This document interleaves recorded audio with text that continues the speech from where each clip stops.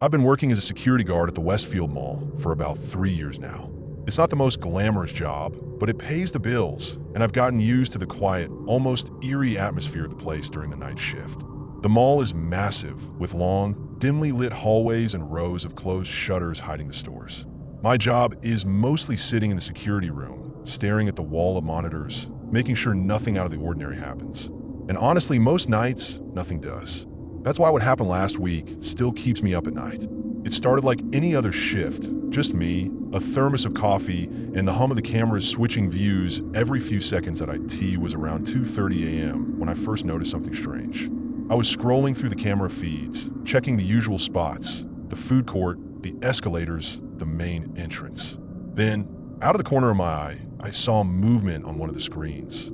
I switched to that camera, and there was a child, maybe around 8 or 9 years old, running down the hallway near the toy store. My first thought was, what the hell is a kid doing here at this hour? I grabbed the radio, ready to call in, but something made me pause. The kid was running in a way that felt off. Not like a scared child, but almost like they were playing, laughing even though the cameras don't pick up sound. I switched to the next camera to follow their path, but when I looked back at the previous screen, the footage was gone. Not just blank, erased, like it had never been there at all, that I froze for a moment, staring at the now blank screen. My mind raced, trying to make sense of what I'd just seen. Maybe it was a glitch in the system. It wouldn't be the first time the cameras acted up. But deep down, I knew that wasn't it. The kid had been too real, too vivid. I shook it off and switched back to the camera where I'd last seen the child. Nothing. Just empty hallways and the faint glow of emergency exit signs. I decided to check the footage playback, thinking maybe I could rewind and see it again. But when I pulled up the recording for that camera, the timeline was completely empty. No footage, no timestamp, nothing. My stomach dropped. That's when I heard it, a faint giggle echoing through the security room. I spun around, but of course there was no one there that I grabbed my flashlight and radio, deciding I had to check this out in person. The mall was dead silent, the kind of silence that feels heavy, like it's pressing down on you. My footsteps echoed as I made my way to the toy store hallway.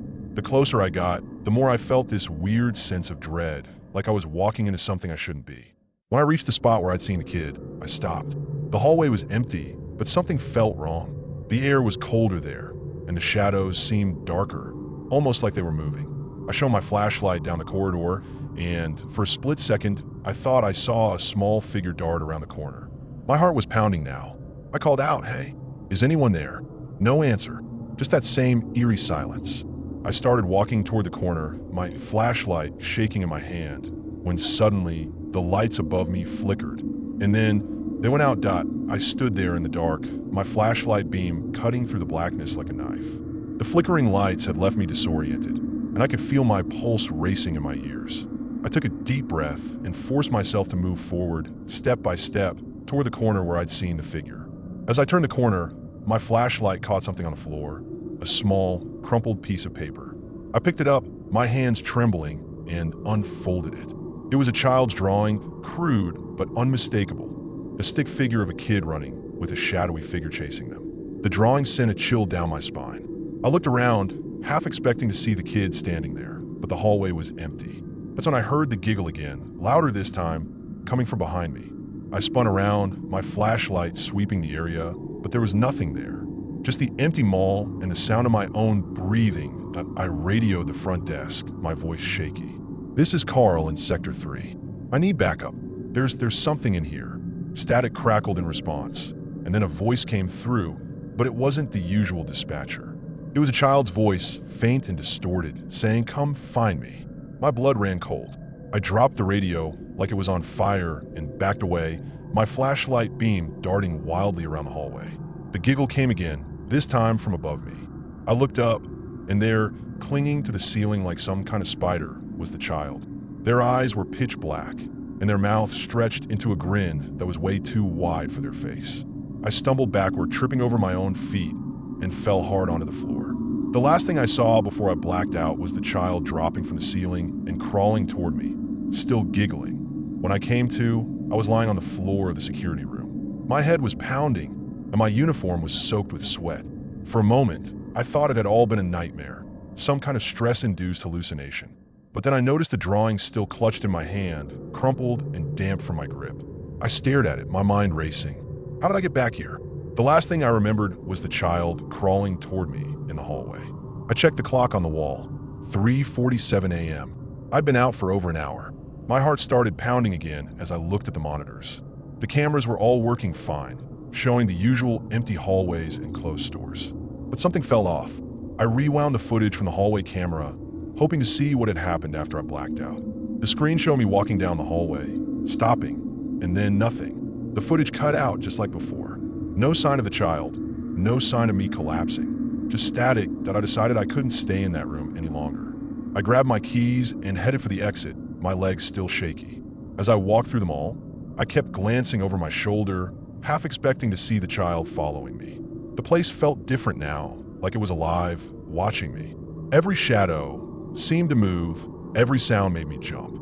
When I finally reached the main entrance, I fumbled with the keys, my hands trembling so badly I could barely unlock the door. As I stepped outside into the cool night air, I felt a wave of relief. But then I heard it, the giggle, faint but unmistakable, coming from behind me.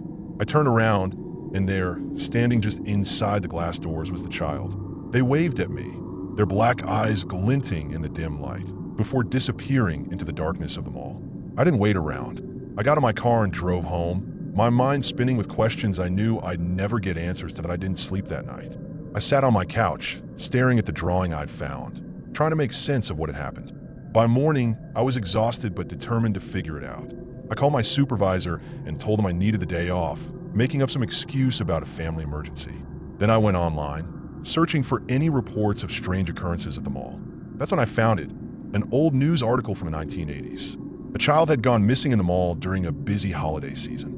The description matched the kid I'd seen, around 8 or 9 years old, wearing similar clothes.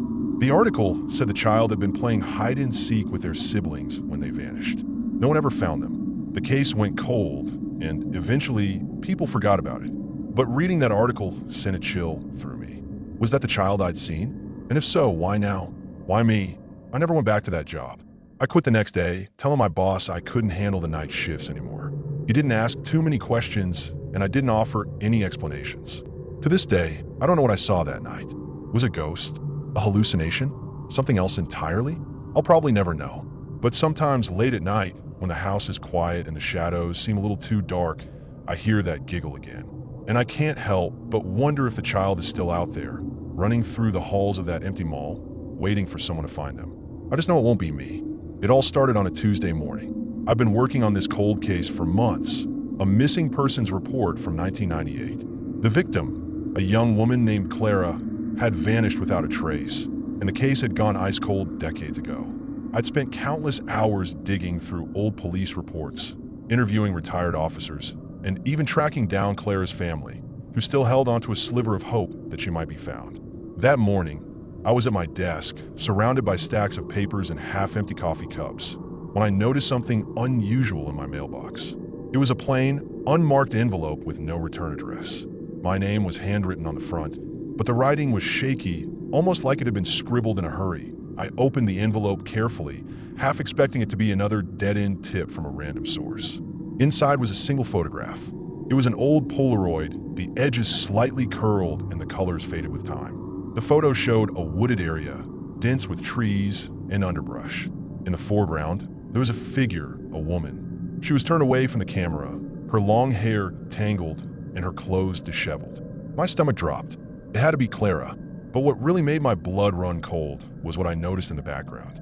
There, barely visible in the reflection of a broken mirror leaning against a tree, was a face. My face. I recognized the jacket I was wearing, the one I'd bought just last year. My heart started pounding. How was this possible?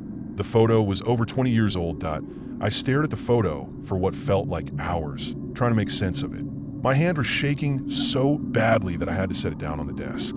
I kept telling myself there had to be a logical explanation. Maybe it was a prank, or someone had photoshopped my face into an old picture. But the more I looked at it, the more I realized how real it felt. The details were too precise, too specific. The jacket I was wearing in the reflection had a small tear near the pocket, just like mine did. And the expression on my face, it was one of pure terror, like I'd seen something horrifying. I didn't remember ever being in a place like that, let alone wearing that jacket in the middle of the woods. I decided to call my editor, hoping she'd have some advice or at least talk me down from the panic I was feeling. But as I reached for my phone, I noticed something else. On the back of the photo, written in the same shaky handwriting as the envelope, were 2 words: "Find her." My mind raced. Was this some kind of sick joke? Or was it a warning? I couldn't shake the feeling that whoever sent this knew something about Clara's disappearance, and maybe even something about me. I grabbed my coat and headed out the door, determined to retrace Clara's last known steps. If the photo was real, if it was somehow connected to her case, I needed to find out how. And more importantly, why my face was in it that I drove to the outskirts of town where Clara had last been seen. The area had changed a lot over the years. New roads, new buildings, but the woods were still there, dense and foreboding. I parked my car near the trailhead and grabbed my flashlight, even though it was still daylight. The woods had a way of swallowing light, and I didn't want to take any chances. As I walked deeper into the trees, I couldn't shake the feeling that I was being watched. Every rustle of leaves, every snap of a twig made my heart race. I kept telling myself it was just my imagination, but the unease was growing with every step. After about an hour of searching, I stumbled upon something that made my blood run cold. It was the spot from the photo, the same broken mirror leaning against a tree, the same dense underbrush. My stomach churned as I approached it. The mirror was cracked and covered in grime, but I could still see my reflection staring back at me. I felt a wave of dizziness, like the ground was shifting beneath my feet. How could this be real? I knelt down to examine the area, and that's when I noticed something else. A small, weathered piece of fabric caught on a branch. It was the same color as the jacket Clara had been wearing when she disappeared. My hands trembled as I picked it up, and for a moment, I couldn't breathe. I stood there, clutching the piece of fabric, trying to piece together what was happening. My mind was racing, but I couldn't make sense of any of it. Why was I in that photo? Why had someone sent it to me now, after all these years? And what did they expect me to find here? I decided to keep searching, hoping for some kind of clue. The woods were eerily quiet, like the whole place was holding its breath. Every step I took felt heavier, like the ground itself was resisting me. I kept glancing over my shoulder, half expecting to see someone or something following me. As I moved deeper into the woods, I noticed something strange. The trees seemed to be arranged in a pattern, almost like a path. It was subtle, but once I saw it, I couldn't unsee it. I followed the trail, my flashlight flickering as the battery started to die. The air grew colder, and I could see my breath in front of me, even though it wasn't that cold outside. My heart was pounding so hard I could feel in my ears. And then I saw it, a small, crumbling cabin hidden among the trees. It looked like it had been abandoned for decades, but something about it felt alive, like it was waiting for me.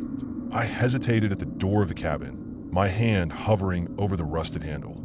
Every instinct screamed at me to turn back, but I couldn't. I needed answers. I pushed the door open, and it creaked loudly, the sound echoing through the empty woods. Inside, the air was thick with dust and the smell of decay. The cabin was small, just one room with a rotting wooden floor and a broken window. In the corner, there was an old, overturned chair and a table covered in yellowed newspapers. My flashlight flickered again, and I shook it, trying to keep the beam steady. That's when I saw it, a photo pinned to the wall. It was another Polaroid, just like the one I'd received. It was supposed to be just another stop on our road trip. Me, Sarah, Jake, and Mia had been driving for hours through this empty stretch of highway. Nothing but desert and the occasional tumbleweed rolling by. We were low on gas, and honestly, we were all getting a little stir-crazy for being cooped up in the car for so long. When we finally saw the sign for a gas station, it felt like a miracle.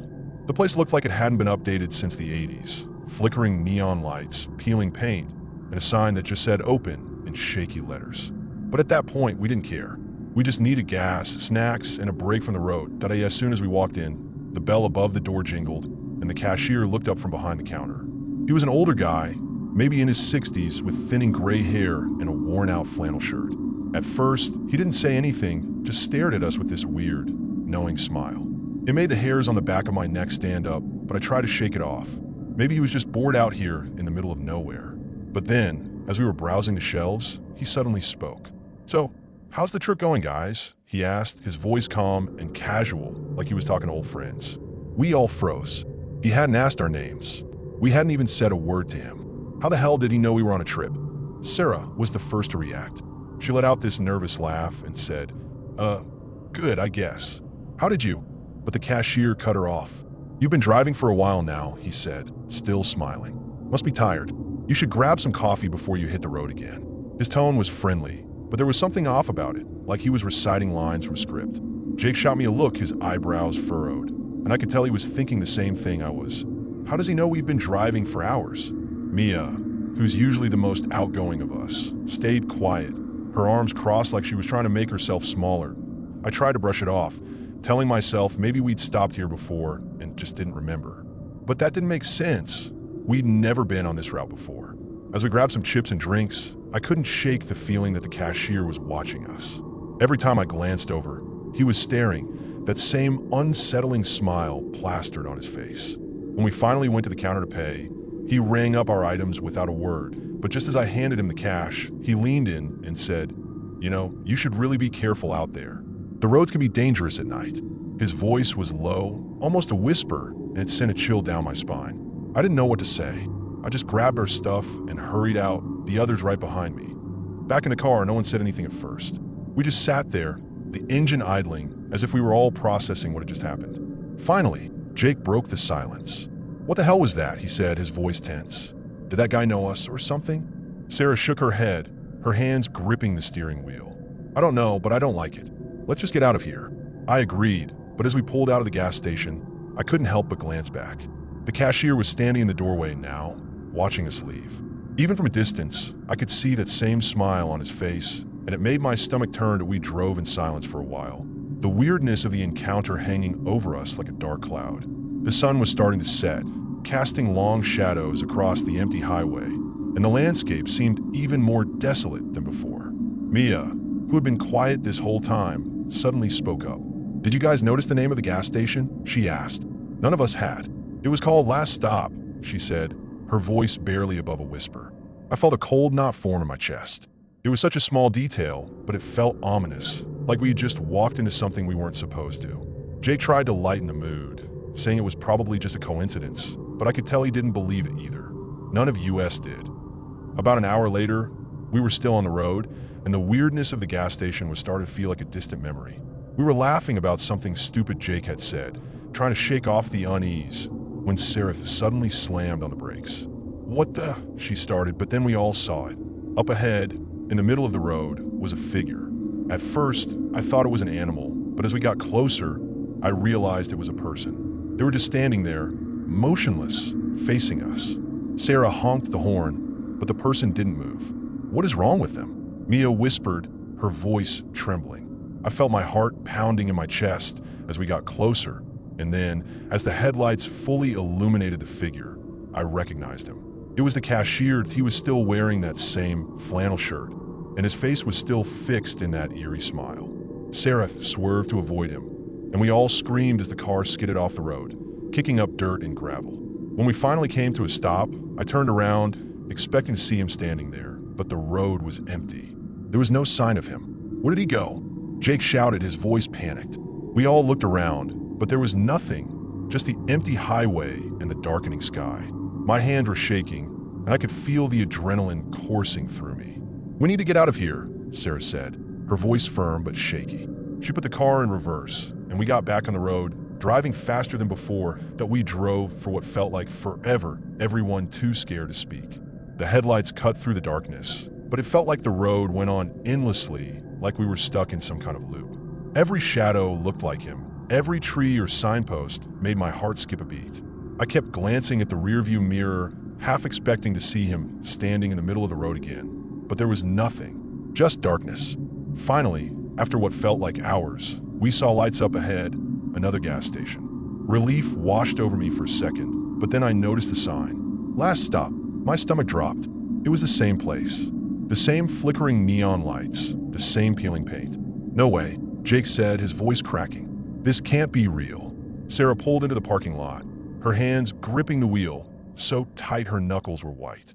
"We need gas," she said, her voice barely above a whisper. "We're almost empty."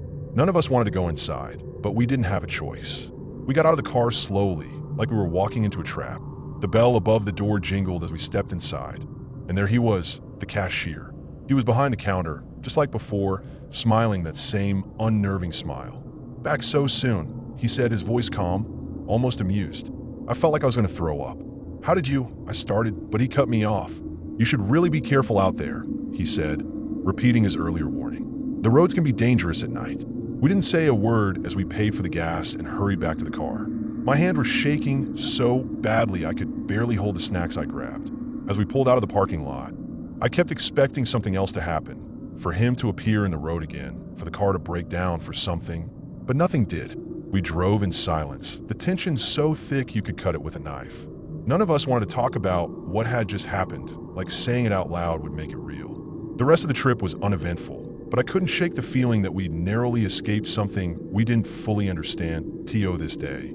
I don't know who that cashier was or how he knew our names. I don't know how he ended up in the middle of the road or how he ended up back at that gas station when we'd been driving in the opposite direction. We try to rationalize it. Maybe it was a prank, maybe we were all just tired and imagining things, but deep down I know it was real. I still get chills thinking about that smile, that calm, knowing voice. We never went back to that stretch of highway, and I don't think I ever will. Some things are better left unexplained.